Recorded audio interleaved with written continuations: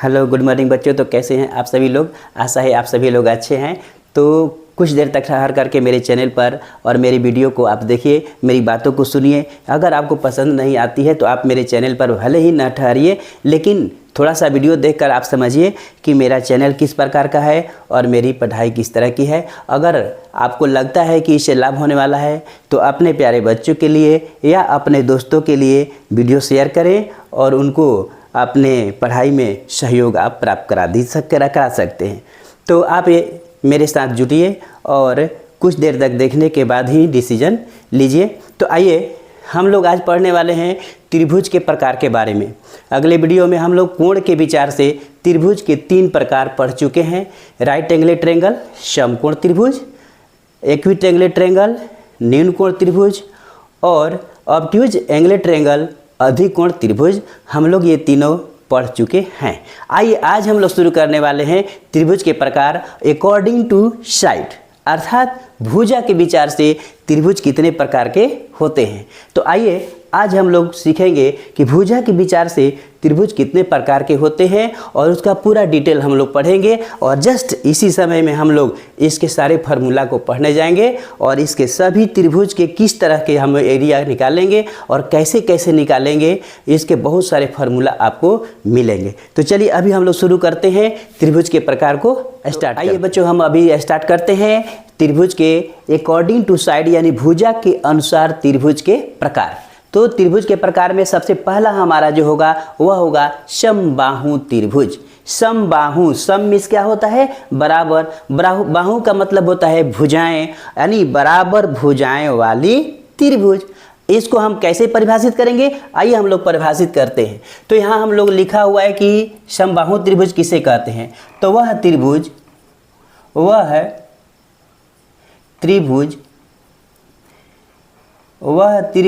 जिस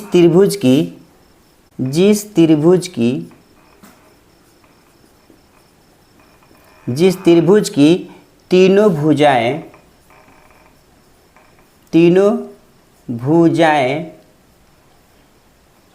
आपस में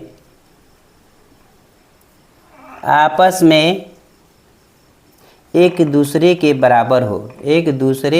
अभी हम लोग परिभाषित किए कि जिस त्रिभुज की तीनों भुजाएं आपस में एक दूसरे के बराबर हो उसे समबाहु त्रिभुज कहते हैं। अर्थात वह त्रिभुज जिसकी तीनों भुजाएं एक दूसरे से, अर्थात तीनों भुजा बराबर होती है। अगर 2 सेंटीमीटर के है तो तीनों के तीनों 2 ही सेंटीमीटर होगी, 6 सेंटीमीटर के तो सब 6 सेंटीमीटर की होगी।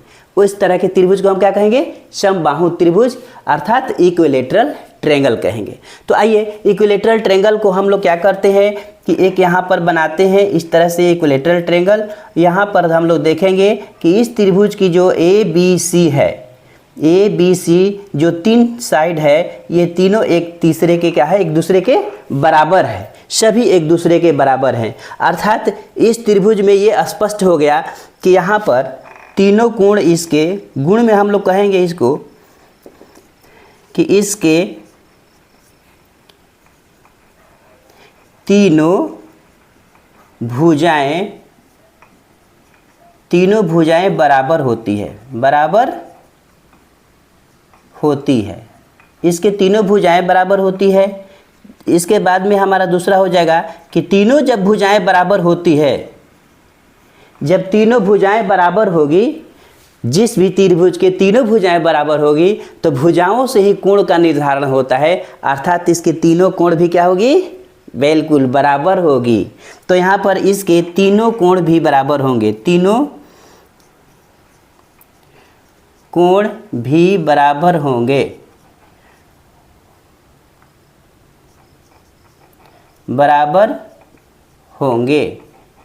इसके तीनों कोण क्या हो जाएंगे? आपस में बिल्कुल बराबर होंगे। तो यहाँ पर हम देख रहे हैं क्या कि इसके तीनों भुजाएं बराबर होती है और इसके तीनों कोण भी बराबर होंगे। तो इस प्रकार से त्रिभुज के और शेष जो भाग है हम लोग पढ़ ही गए हैं। त्रिभुज में जो हमारे हैं 6 पार्ट्स होते हैं और 3 कोण होते हैं, 3 शीर्ष बिंदु होते हैं, 3 साइड होते हैं। ये सारी चीज़ों के बारे में हम लोग पढ़ चुके हैं। तो अभी हमारा यहाँ पर समबाहु त्रिभुज का विश्लेषण किया गया। अब दूसरे हम लोग त्रिभुज के बारे में आते हैं और दूसरा त्रिभुज का जो पार्ट होगा वह होगा समद्विबाहु त्रिभुज। कौन सी पार्ट होगी अब? समद्विबाहु त्रिभुज। पहला हमारा हो गया समबाहु, दूसरा हो गया समद्विबाहु। बिल्कुल याद हो गया। आइए अब हम लोग चलते हैं समद्विबाहु को त्रिभुज को परिभाषित करते हैं। तो समद्विबाहु त्रिभुज को हम परिभाषित करेंगे तो लिखेंगे कि वह त्रिभुज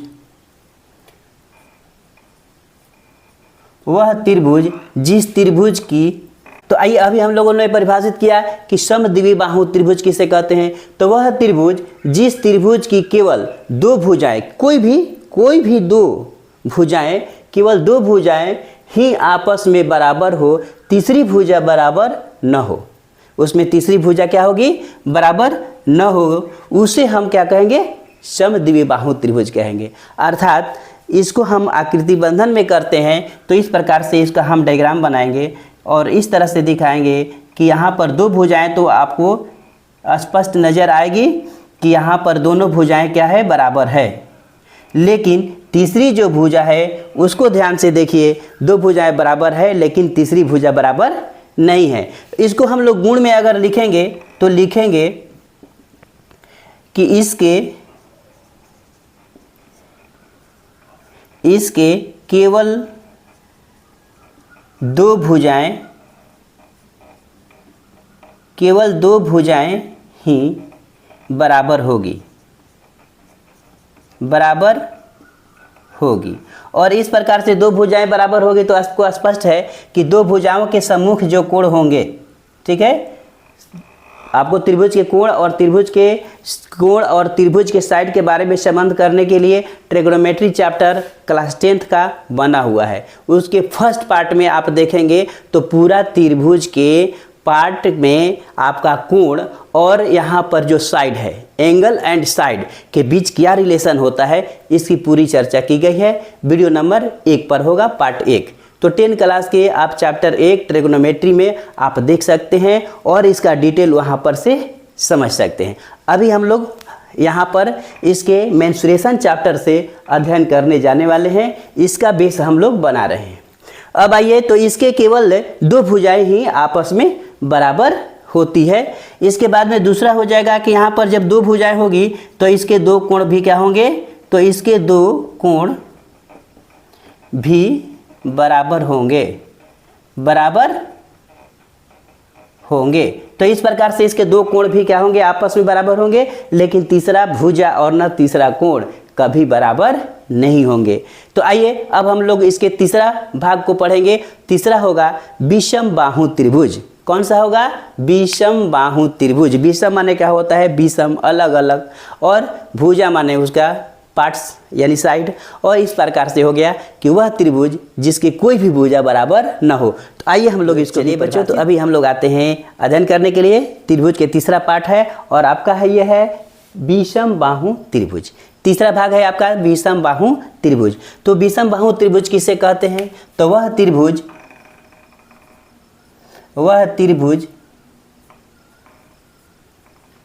जिस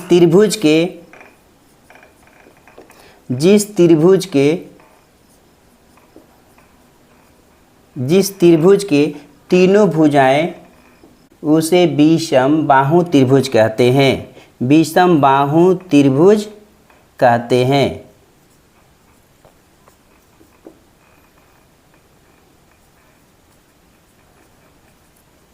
उसे विषमबाहु त्रिभुज कहते हैं। तो अभी हम लोगों ने देखा बच्चों कि यहाँ पर जो त्रिभुज है तीसरी, और वह है विषमबाहु त्रिभुज, अर्थात वह त्रिभुज जिसके तीनों भुजाओं की माप अलग अलग होती है, अलग अलग प्रकार की होती है, अलग अलग माप होती है, इसलिए उसको हम क्या कहेंगे? विषमबाहु त्रिभुज कहेंगे। अब यहाँ पर उस त्रिभुज को बनाने के लिए हम लोग एक तैयार कर लेते हैं उसका डायग्राम, और इस प्रकार से ये क्या हो जाएगी? अलग माप की हो जाएगी। यहाँ पर देखते हैं कि ये साइड अलग है और ये साइड अलग है और इस साइड की माप बिल्कुल अलग है। तो ए बी सी एक ऐसी त्रिभुज है जिसमें इसकी माप जो है तीनों भुजाओं का बिल्कुल अलग अलग है, कोई किसी से मिलता जुलता नहीं है, उसे हम विषमबाहु त्रिभुज कहते हैं। अब आइए हम लोग इसके गुण में अगर हम लोग लिखेंगे तो इसका गुण में हो जाएगा कि कोई भी भुजा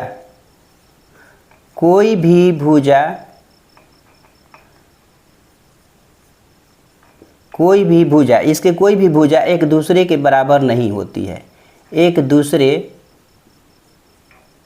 के बराबर नहीं होती है, बराबर नहीं होती है।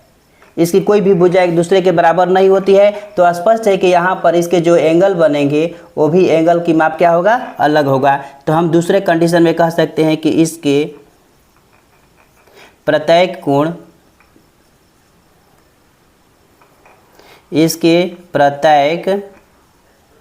कोण की माप अलग अलग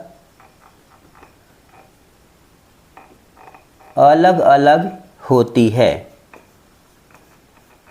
तो इसके प्रत्येक कोण की जो माप होगी वो भी क्या होगी, अलग अलग होगी, क्योंकि इसके जो भुजा हैं वो अलग अलग हैं। आइए इसके बाद में हम जानने के बाद में अभी हम लोग त्रिभुज का रिवाइज करेंगे। त्रिभुज के हम लोग प्रकार पढ़े, उसके 6 प्रकार हम लोगों ने पढ़ा।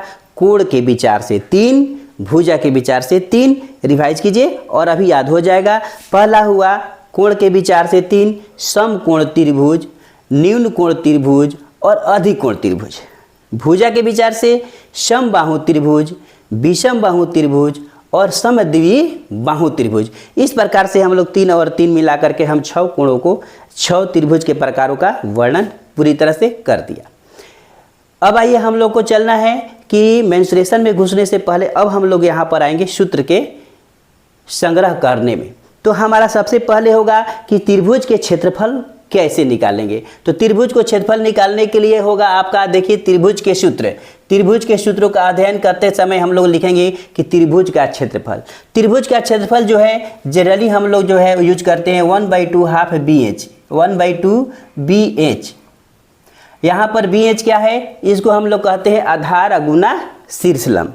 क्या कहेंगे, 1/2 आधार गुना शीर्षलंब अर्थात हाफ BH। इसके बाद हमारा जो दूसरा फार्मूला है वह इसी त्रिभुज के क्षेत्रफल निकालने के लिए हमारा दूसरा फार्मूला है, जिसको हम हीरो का फार्मूला कहते हैं। तो हीरो के फार्मूला से जब हम निकालेंगे तो हमारा इसके सूत्र हो जाएंगे यहाँ पर कि √S into S minus A, S minus B और S माइनस C। और इस सूत्र से हम लोग क्या करेंगे कि त्रिभुज के क्षेत्रफल को निकाल लेंगे।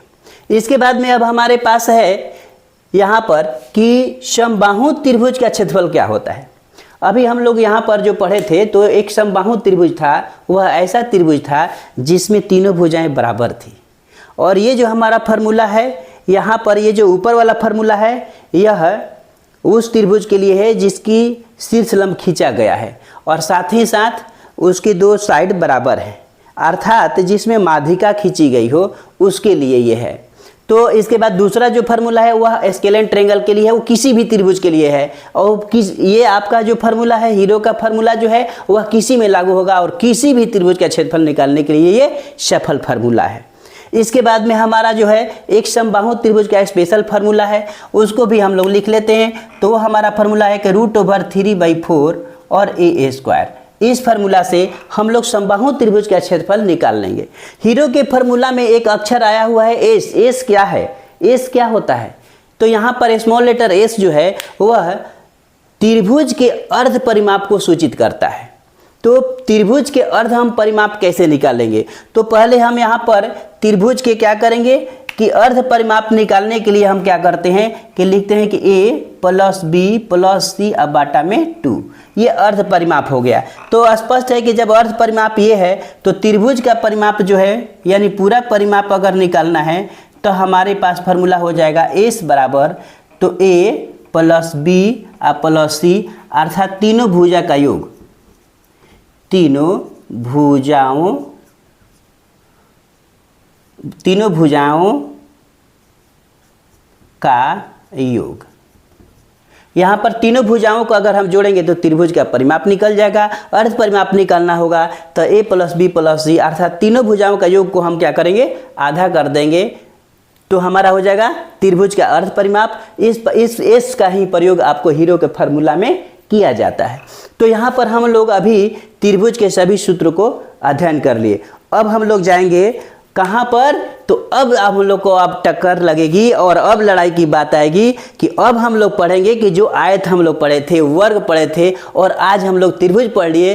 अब आयत, वर्ग और त्रिभुज तीनों मिला करके अब क्वेश्चनों का हल हम कैसे करेंगे। जैसे एक आयत है, उस आयत के अंतर्गत एक वर्ग है और उस वर्ग के अंतर्गत एक त्रिभुज है, और उस तीनों का आपको अलग अलग क्षेत्रफल निकालना है। तब कैसे निकालेंगे, तीनों को बताना है। जैसे एग्जाम्पल के लिए एक त्रिभुज के आकार को हम एक डायलॉग आपको बताते हैं, थोड़ा सा एक मॉडल बताते हैं। जैसे एक आयताकार यहाँ पर मैदान है और इस मैदान के अंतर्गत में एक वर्गाकार क्या है, कोई पार्ट बना हुआ है, और इस पार्ट के अंतर्गत में हमारा एक त्रिभुज भी बना हुआ है, और इसको तीनों का हम लोग को अलग अलग माप निकालना है, अलग अलग क्षेत्रफल निकालना है, परिमाप निकालना है और सारे पार्ट्स को निकालना है।